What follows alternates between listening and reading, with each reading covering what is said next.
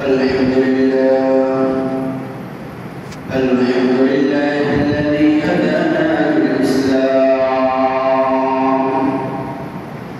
الذي نزل القرآن هدى للناس وبينات من الهدى والفرقان، وخلق الإنسان وعلمه من البيان ما لم يعلم. سبحان الذي لا يحصى امتنان باللسان ولا بالقلم، ونشهد أن سيدنا وسندنا وحبيبنا وطبيبنا وطبيب قلوبنا ومولانا محمدا عبده ورسوله. أما بعد، فأعوذ بالله من الشيطان الرجيم. بسم الله الرحمن الرحيم. واتل عليهم نبأ بني آدم بالحق إذ قربا قربانا فتقبل من أحدهما ولم يتقبل من الآخر قال لأقتلنك، قال إنما يتقبل الله من المتقين. وقال تعالى في آية أخرى: لن ينال الله لحومها ولا دماؤها ولكن يناله التقوى منكم. صدق الله المولى العظيم. وقال سيدنا رسول الله صلى الله عليه وسلم: إن الله لا ينظر إلى صوركم ولا أعمالكم ولكن ينظر إلى قلوبكم، أو كما قال عليه الصلاة والسلام. সকলে মহব্বতের সাথে জমা করে দরুদ শরীফ পড়ি। اللهم صل على محمد وعلى آل محمد كما صليت على إبراهيم وعلى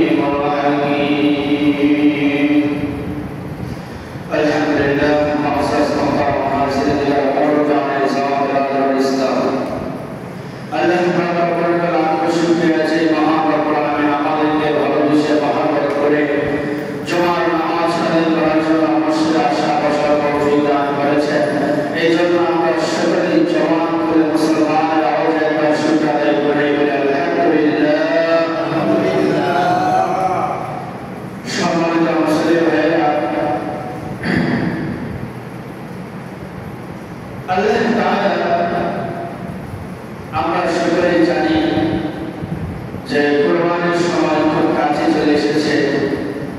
জুমার দিনের সময় স্বল্প থাকার কারণে বিস্তারিত আলোচনা করার সময় হয় না। এই জন্য আমি আপনাদের সামনে পর্বে আলোচনা করার চেষ্টা করবো।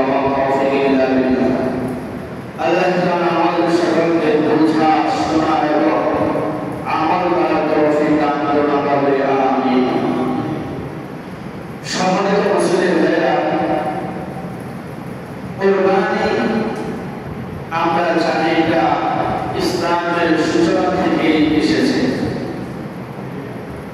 এবং এই আলোচনা আমরা বিগত প্রতিদিন শোনার কারণে আমাদের সকলেরই কিছু জানা আছে। পক্ষান্তরে আমাদের যে বিষয় সেটা হলো আমাদের মানার মধ্যে আমরা এটা নিয়ে আসি না, শুধু জানার মধ্যে আমাদের এটা থাকে। সম্মানিত মুসলিম ভাইরা, সাধারণত কুরবানি আলোচনা করলে আমাদের মাথায় আসে পয়গম্বর ইব্রাহিম আলাইহিস সালামের নাম।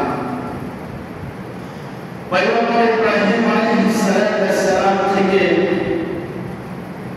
কুরবানির সূচনা হয়, এটা আমরা সকলেই জানি। কিন্তু কুরবানি আমাদের আদি পিতা পয়গম্বর আদম আলাইহিস সালাম থেকে চালু ছিল। দুজনের মধ্যে সিস্টেমটা ভিন্ন ছিল। ইব্রাহিম আলাইহিস সালামের কুরবানি সিস্টেমটা ভিন্ন ছিল, আদম আলাইহিস সালামের কুরবানি সিস্টেমটা কিছু ভিন্ন ছিল। তবে মূল কথা হচ্ছে কুরবানিটা ইসলামের শুরু থেকে, মানুষের সৃষ্টির সূচনা লগ্ন থেকে এই কুরবানি পৃথিবীতে ছিল। তবে পূর্বের সিস্টেম কি ছিল? হযরত আদম আলাইহিস সালাম, আমরা জানি হাওয়া আলাইহিস সালাম থেকে যখন কোনো সন্তান জন্ম নিত তখন জোড়ায় জন্ম নিত। জোড়ায় বলতে একসাথে দুইজন জন্ম নিত, একজন ছেলে আর একজন মেয়ে। তো যেহেতু ওই সময় আর কোনো মানুষ ছিল না, এই জন্য ইসলামের প্রাথমিক জীবিকা জায়েজ ছিল যে ভাই তার বোনকে বিবাহ করতে পারবে। তবে সিস্টেমটা ছিল যে প্রথম যে ভাই বোন জন্মগ্রহণ করবে, পরের বছর ভাই বোনের সাথে তাদের বিবাহ হবে। মানে একই বছর ভাই বোন জন্ম নিলে তাদের বিবাহ হবে না, তাদের বিবাহটা পরের জন্য যারা হবে তাদের সাথে হবে। এই একটা সিস্টেম ছিল। এই সিস্টেম অনুযায়ী আদম আলাইহিস সালামের ঘর থেকে দুটা সন্তান জন্ম নেয়। প্রথম বছর জন্ম নেয় হাবিল, পরের বছর জন্ম নেয় কাবিল। বুঝে কথা বোঝার চেষ্টা করে। তো যেহেতু প্রথম বছরের কন্যার সাথে পরের বছর ছেলে বিবাহ হবে, হাবিলের বোন দেখতে একটু কালো আর কাবিলের বোন দেখতে ছিল খুব সুন্দরী। এখন আদম আলাইহিস সালাম যখন তাদের বিবাহের বিষয়টাকে কথা বলছিল সন্তানের সাথে, যে তোমার বোন কাবিলের বোনকে হাবিলের সাথে আর হাবিলের বোনকে কাবিলের সাথে বিবাহ দেওয়া হবে, একটা শর্ত। এটাই ছিল ইসলামের নিয়ম। এই কথা বলার পরে কাবিল সে শর্ত মানতে রাজি না। তার কারণ হলো কাবিল দেখলো যে হাবিলের বোন একটু কালো আর আমার বোন বেশি সুন্দর, আগে আমার থেকেই করবো। কিন্তু ওই সময় এটা বৈধ ছিল। এটা বলার পরে কাবিল কোনোভাবেই মানতে রাজি না। না মানার কারণে আল্লাহর পক্ষ থেকে একটা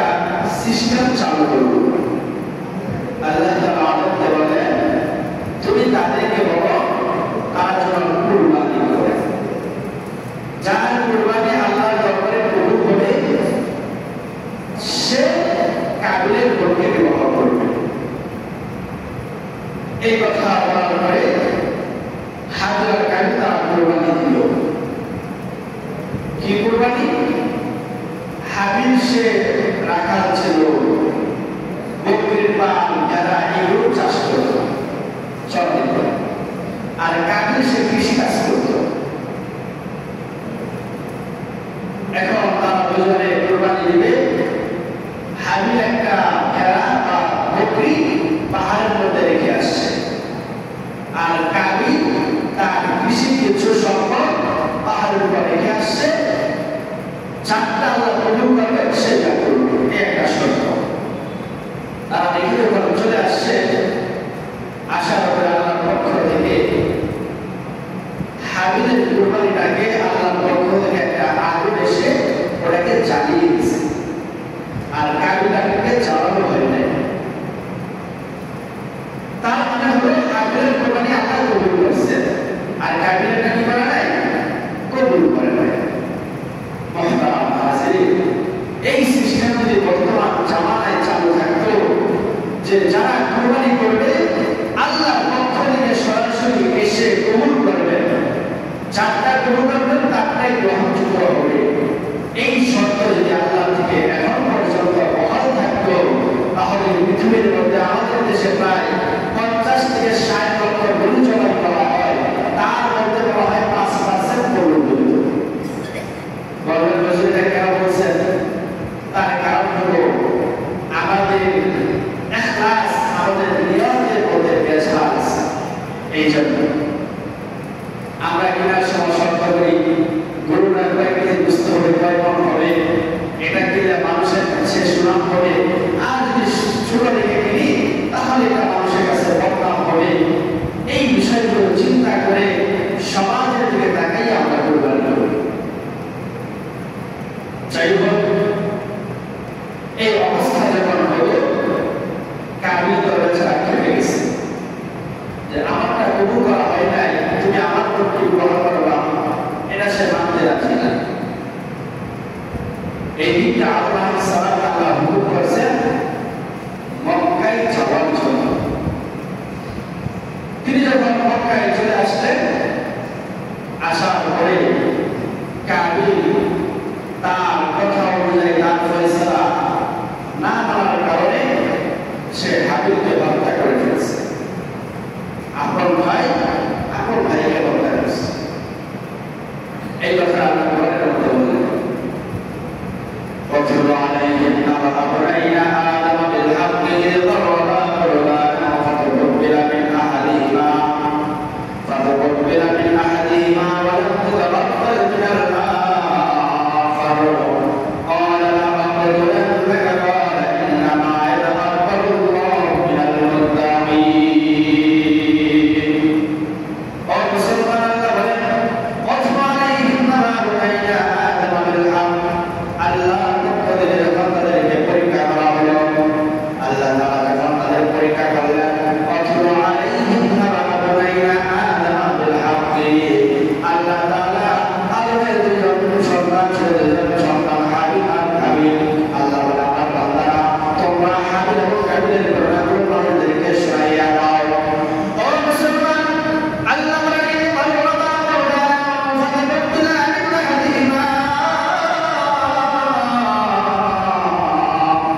আল্লাহ বললেন, যখন তারা দুইজন কোরবানি করলো, হাবিল আর কাবিল যখন তারা কোরবানি করলো, কোরবানি করার পরে ফাতুকবিলা মিন আহাদিহিমা, দুইজনের একজনের কোরবানি আল্লাহর দরবারে কবুল হয়েছে। ওয়ালাম ইয়াতাকাব্বাল মিনাল আখার,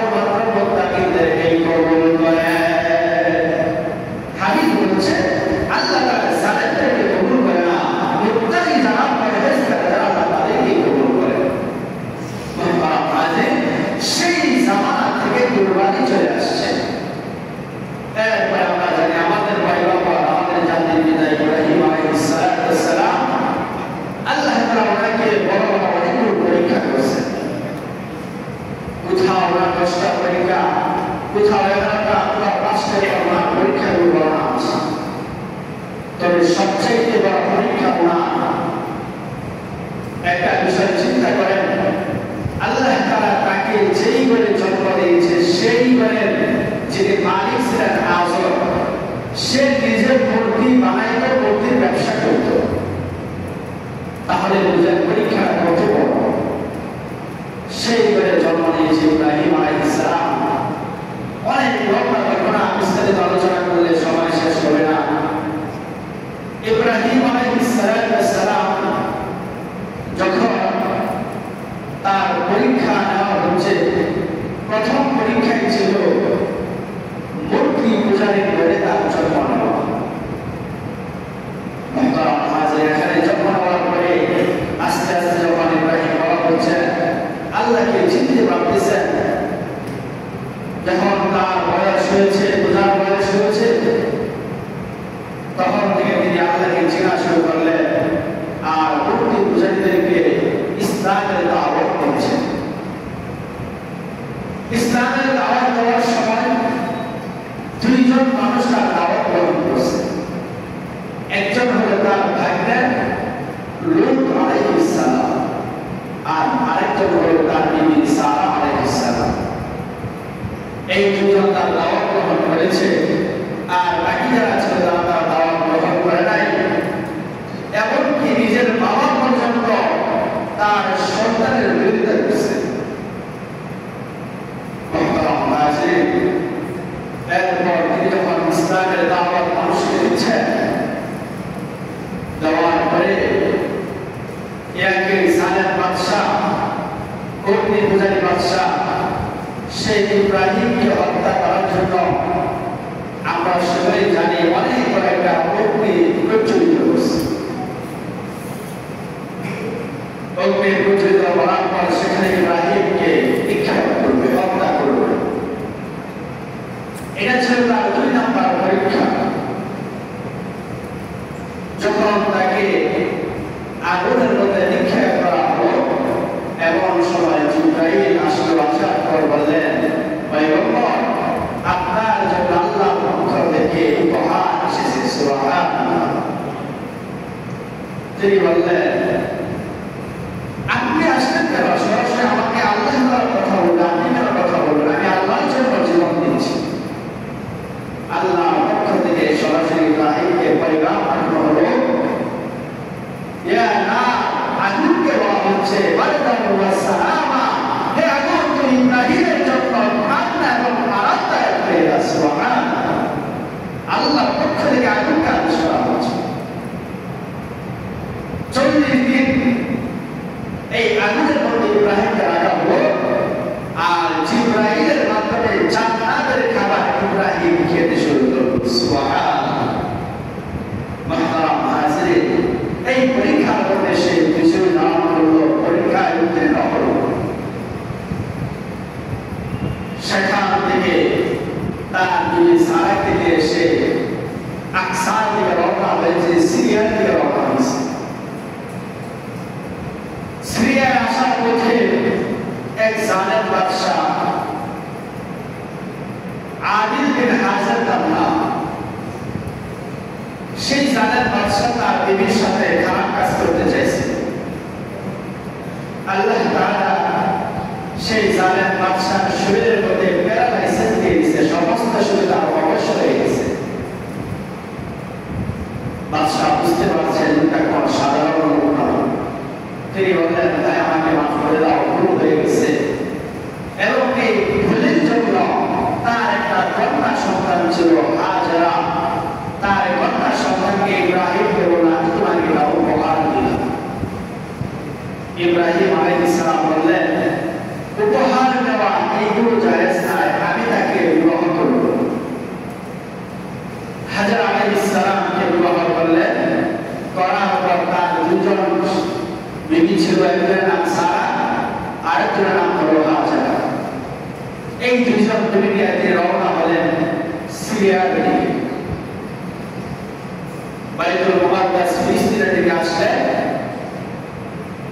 আসার পরে সেখানে বসবাস করতেছিলেন। এরপর আল্লাহর হুকুম যে তুমি তোমার বিবি হাজেরাকে নিয়ে মক্কার দিকে আসো, যার আসল নাম ছিল বাক্কা। মক্কার আসল নাম কি? বাক্কা। আমাদের দেশের নাম, ঢাকার নাম আগে কি ছিল বলতে পারেন? জাহাঙ্গীরনগর নাম ছিল, এরপর এখন হয়েছে ঢাকা। এরকম ভাবে চিরাগের নাম ছিল ইসলামাবাদ, এটাকে পরিবর্তন করে হিন্দুদের নাম রাখা হয়েছে। যাই হোক, ওরকম ভাবে মক্কার নাম ছিল বাক্কা, পরবর্তীতে নাম রাখা হয়েছে মক্কা। এখানে আসবেন তার পূর্বে তিনার বয়স যখন মুফাসসিরে কেরাম লেখেন ৮৬ বছর হয়, তখন তিনি আল্লাহর কাছে দোয়া করলেন, আল্লাহ রব্বি হাবলি মিনাস সালিহিন, আপনি আমাকে একটা নেককার সন্তান দান করেন। মুহতারাম হাজির, আল্লাহর কাছে যখন দোয়া করতেছেন, বারবার দোয়া করেন, এক পর্যায়ে আল্লাহ তাআলা তাকে একটা নেককার সন্তানের সুসংবাদ দিয়েছেন। সুবহানাল্লাহ। এই সন্তানটা বিবি, তার যে দ্বিতীয় বিবি ছিল হাজেরা আলাইহিস সালাম, সেই হাজেরার ঘরে একটা সন্তান জন্ম নেয়, তার নাম হলো ইসমাঈল আলাইহিস সালাম। মুহতারাম হাজির, একটা মানুষের যে সন্তান না হয়, 10 বছর 20 বছর পার হওয়ার পরে যে একটা সন্তান হয়, তাহলে সে বুঝে তার কাছে সন্তানটা কত দামি একটা সম্পদ। সেই জায়গায় তিনি ৮৬ বছর, প্রায় ১০০ বছরের কাছাকাছি হওয়ার পর তাকে একটা সন্তান দেওয়া হল। এত বছর পরে সন্তান দেওয়া এটা ছিল আরেকটা পরীক্ষা। আরেকটা বিষয় আপনারা দেখবেন, যাদের পরীক্ষা বেশি, তাদের পরীক্ষা উত্তীর্ণ হলে তাদের সাকসেস তত বেশি। যেমন আমাদের দেশের সিস্টেম দেখেন, যারা আর্মির মধ্যে চাকরি করে তাদের দেখা যায় 3 মাস 6 মাস পর তাদের পরীক্ষা নেয়, ট্রেনিং হয়। এখানে যে যত ভালো আগাইতে পারবে সে তত উন্নত হতে পারবে। তার মানে কি, যে পরীক্ষা যাদের থাকবে তারা তত স্পেশাল হওয়ার তাদের জন্য সুযোগ থাকবে। পরীক্ষা না থাকলে স্পেশাল হওয়া যায় না। যেমন আমাদের সমাজে গ্রাম পুলিশ, আমরা তাদের ট্রেনিং আছে, তারা শুরুতে গ্রাম পুলিশ থাকে, বড় সদস্য হিসাবে তারা থাকে। তার কারণ কি, তাদের কোনো পরীক্ষা হয় না, তারা শুরুতে জীবন যেরকম থাকে শেষ পর্যন্ত তাদের দায়িত্বটা এমনই থাকে। তার কারণ হলো যে পরীক্ষা যার যত বেশি হবে সে তত বেশি উন্নত হতে পারবে, তত বেশি আগাইতে পারবে। ইব্রাহিম আলাইহিস সালাম তার আরেকটা পরীক্ষা শুরু হয়ে গেল।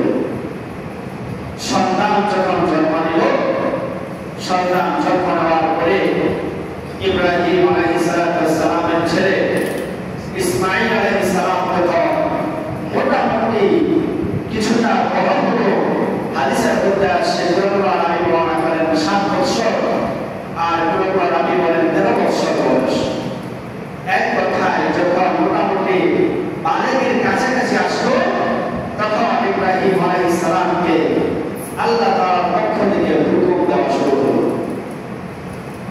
আল্লাহ তাআলা ইব্রাহিম আলাইহিস সালামকে বললেন, যখন তার সন্তান ফালাম্মা বালাগা মা'আহু সা'য়া, যখন তার সন্তান বালেগ হওয়ার বয়সে উপনীত হলো, তখন ইব্রাহিম আলাইহিস সালামকে আল্লাহ তাআলা বললেন, ফালাম্মা বালাগা মা'আহু সা'য়া ক্বালা ইয়া বুনাইয়া ইন্নী আরা ফিল মানাম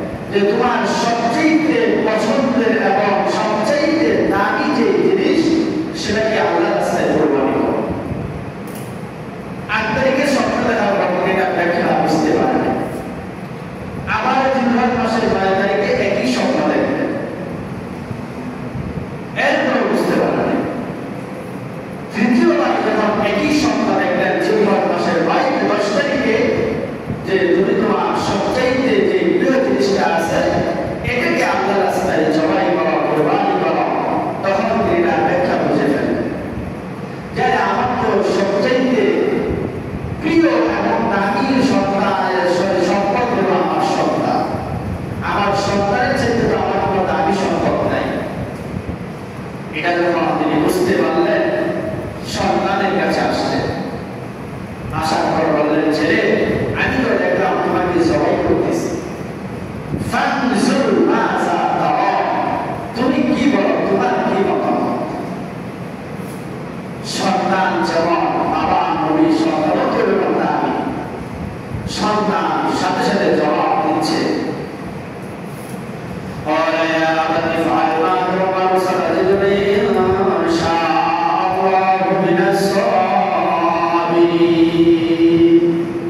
ইসমাইল বললেন, বাবা আপনাকে আল্লাহ তাআলা যা আদেশ করেছেন আপনি আপনার আদেশটাকে বাস্তবায়ন করেন। সন্তান কোনো চিন্তা থেকে করে নাই, সাথে সাথে বলে দিয়েছে, ইফআল মা তুমার, আদেশ করতেছে বাবা আল্লাহ আপনাকে যেমন হুকুম করেছেন আপনি আপনার হুকুমকে বাস্তবায়ন করেন। সাতাজিদুনি ইনশাআল্লাহু মিনাস সাবিরিন। এরপরে বললেন, বাবা আপনি আমাকে অবশ্যই ধৈর্যশীলদের সাথে করেন।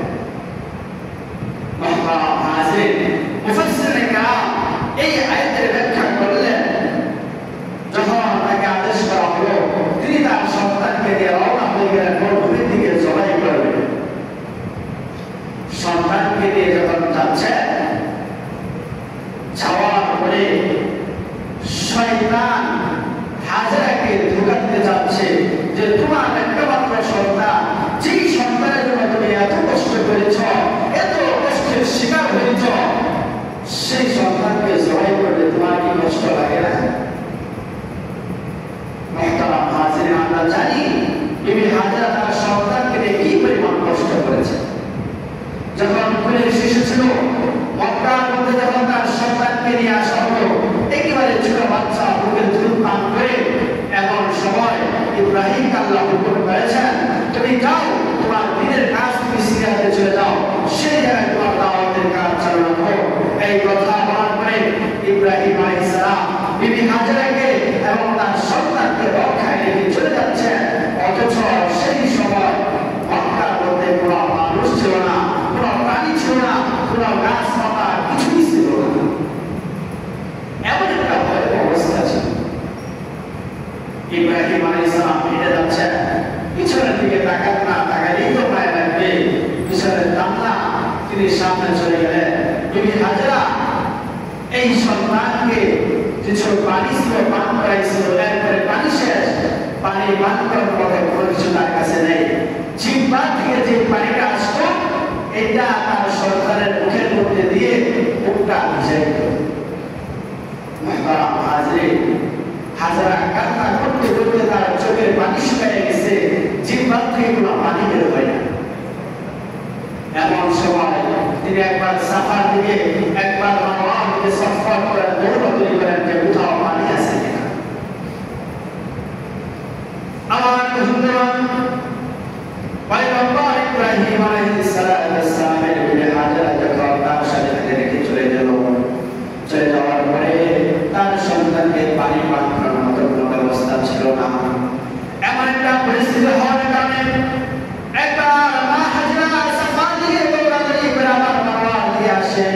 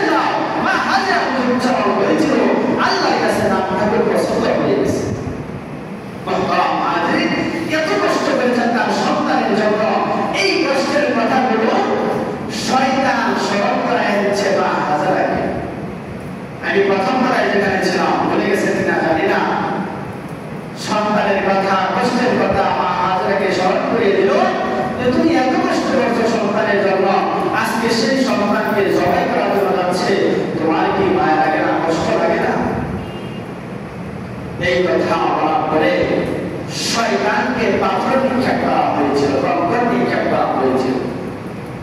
এই জন্য আমরা যারা হজ করতে যাই, তারা হাদিস এখানে আছে, পাথর নিক্ষেপ করছে না শয়তানকে। শয়তান কি ছিল?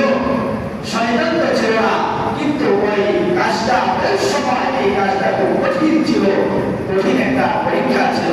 আল্লাহর কাছে যা ভালো লেগেছে, এই জন্য আল্লাহ এই কাজটাকে যারা হজ করতে যায় সবার জন্য করে দিয়েছেন।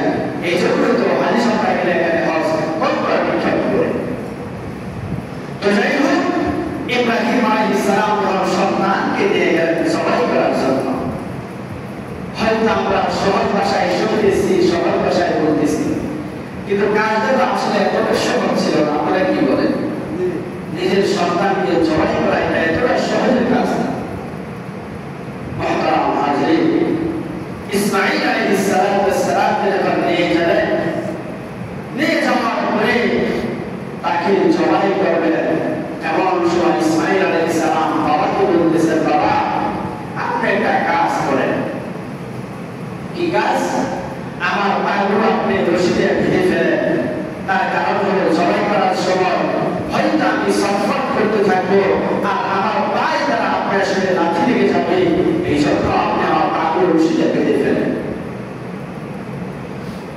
মুসলমান ভাইদের আমার, এই কথা ইসমাঈল আলাইহিস সালাম তার বাবাকে বলতেছেন, আর চোখ দিয়ে পানি পড়তেছে। ও মুসলমান বললেন, কষ্টের পানি না, না কষ্টের পানি তার চোখ দিয়ে পড়তেছে না, আমাদের খুশির পানি তার চোখ দিয়ে পড়তেছে। মুসলমান ভাইদের আমার, আমাদের সমাজে মানুষ দুর্গাকে কান্নাকাটি করে, একটা কারণ হলো যখন মানুষ দুঃখের মধ্যে পড়ে, মানুষ যখন অশান্তির মধ্যে পড়ে, এই জন্য তার চোখ দিয়ে পানি আসে। আর একটা কারণ হলো মানুষ যখন অতিরিক্ত খুশি হয়, যেই খুশির আসে হজম করতে পারে না, এই খুশির আনন্দ মানুষের চোখ দিয়ে পানি পড়ে। ইসমাঈল আলাইহিস সালাম কান্না করতেছেন আর বলতেছেন, বাবা হে আমার, ও বাবা তুমি এক কাজ করো, আমার হাত পা রশিদে বেঁধে দাও। তার কারণ হলো যখন গলার মধ্যে ছুরিতে যখন জবাই করলাম, আমি ছটফট করতে করতে তোমার গায়ের মধ্যে আমার হাত রাখতে পারে, আর আমার পা আর আমার হাত তোমার গায়ে রাখার কারণে তুমি ব্যথা পাইতে পারো। এই জন্য আমার হাতটা তুমি রশিদে শক্ত করে বেঁধে নাও। মুসলমান ভাইদের আমার, এই কথা বলার পরে পয়গম্বর ইব্রাহিম আলাইহিস সালাম যেমন সন্তান, যেমন বাবা তেমন সন্তান। আরে বাবা হতে হবে, সন্তান হতে হবে, সাধারণ সন্তান নয়, সাধারণ কোনো বাবা নয়। আল্লাহ তাআলা বলে, ওয়া ইন্নী জাইলুকা ফিন-নাসি ইমামা। বাবা তো কোনো সাধারণ বাবা নয়। আল্লাহ বলে, বাবা কেমন? এই বাবা তো এমন পাওয়ারফুল একজন বাবা, যেই বাবাকে আমি সারা পৃথিবীর জন্য, সারা পৃথিবীর মানুষের জন্য ইন্নী জাইলুকা ফিন-নাসি ইমামা, সাধারণ মানুষ নয়, সারা পৃথিবীর মানুষের জন্য নেতা বানাইয়া দিলাম। এই জন্য তো ভাইরা, পয়গম্বর ইব্রাহিম আলাইহিস সালাম যখন তার অস্ত্রে গলার মধ্যে আঘাত করে গলায় যখন জবাই করবে, এমন সময় আল্লাহর পক্ষ থেকে আল্লাহ তাআলা ইব্রাহিমকে বলতেছেন, ফালাম্মা আসলামা, আল্লাহ বললেন তারা যখন আমার আনুগত্য প্রকাশ করলো, আমার হুকুম মেনে নিল, ফালাম্মা ওয়াতাল্লাহু লিল-জাবিন, যখন পয়গম্বর ইব্রাহিম আলাইহিস সালাম ইসমাঈলকে ধারণ অবস্থায় যখন জবাই করবে, এমন সময় আল্লাহ বললেন, আলাইনা ওয়া ইয়া ইব্রাহিম, ও পয়গম্বর ইব্রাহিম তুমি আর জবাই করার প্রয়োজন নাই। আলাইনা ওয়া ইয়া ইব্রাহিম কদ সাদ্দাকার রুয়া, তুমি তোমার স্বপ্নকে বাস্তবে পরিণত করেছ, সত্যে পরিণত করেছ।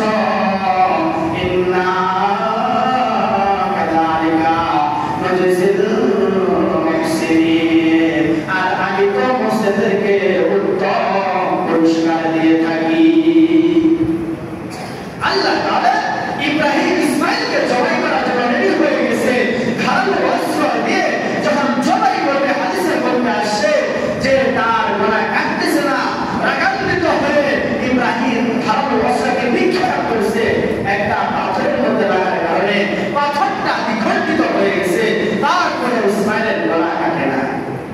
সুবহানাল্লাহ। মুহতারাম হাজিরিন, এই কথা বলার পরে আল্লাহ তাআলা সাথে সাথে ঘোষণা করে দেন, বলে সত্যতা করিয়া আল্লাহ যদি তাকে সাক্ষ্য হিসাবে প্রধান করে পৃথিবীর মধ্যে যেটার উত্তর কি হতে পারে। মুহতারাম হাজিরিন, আল্লাহ তাআলা বললেন, তুমি তোমার স্বপ্নকে বাস্তবায়ন করেছ, ইন্না হাযা লাহুয়া বালাগুল মুবিন, এটা তো আমার পক্ষ থেকে একটা পরীক্ষা ছিল। আল্লাহ তাআলা বলেন, এটা আমার পক্ষ থেকে একটা পরীক্ষা ছিল। ওয়াসাদাইনাহু বিদিবিন আযীম, আল্লাহ তাআলা জিবরাইলকে আদেশ করলেন, ও জিবরাইল, তুমি এক কাজ করো, যাও যাও, তুমি একটা কাজ করো, জান্নাত থেকে আল্লাহ তাআলার নিয়ামত, জান্নাত থেকে সুন্দর দেহের গঠন বিশিষ্ট একটা দুম্বা ইব্রাহিমের ঝুড়ির ভিতরে নিয়ে যাও। আল্লাহ রাসূল সাল্লাল্লাহু আলাইহি সাল্লাম হাদিসের মধ্যে বলেন, ইব্রাহিম যখন জবাই করবে, জবাই করার সময় তাকাইয়ে দেখে ইসমাঈল জবাই না হয়ে একটা দুম্বা জান্নাতের জবাই হয়েছে। মুহতারাম হাজিরিন, তাদের পরীক্ষার মধ্যে বিন্দুমাত্র কোনো ধরনের ভেজাল ছিল না।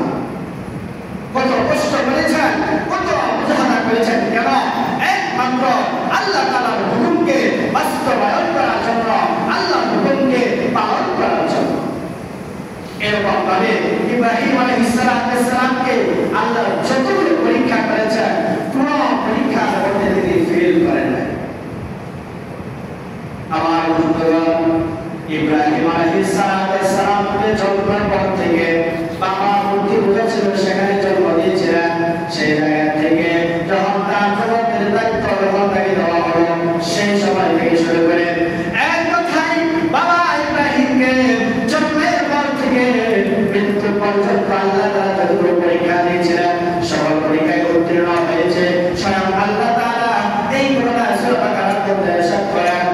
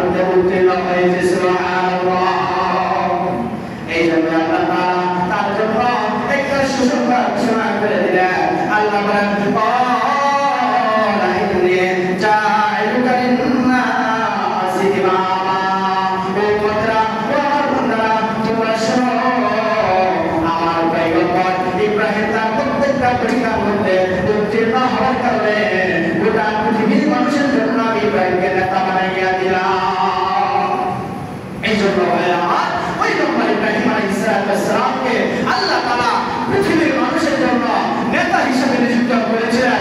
শুধু তাই নয়, আল্লাহর মধ্যে বললেন, মিল্লাত আবিকুম ইব্রাহিম ওয়া সাম্মাকুমুল মুসলিমুন, ইব্রাহিম কোন নেতা, সাধারণ কোন নেতা নয়, ইব্রাহিম হলো গোটা পৃথিবীর মানুষের জাতির পিতা।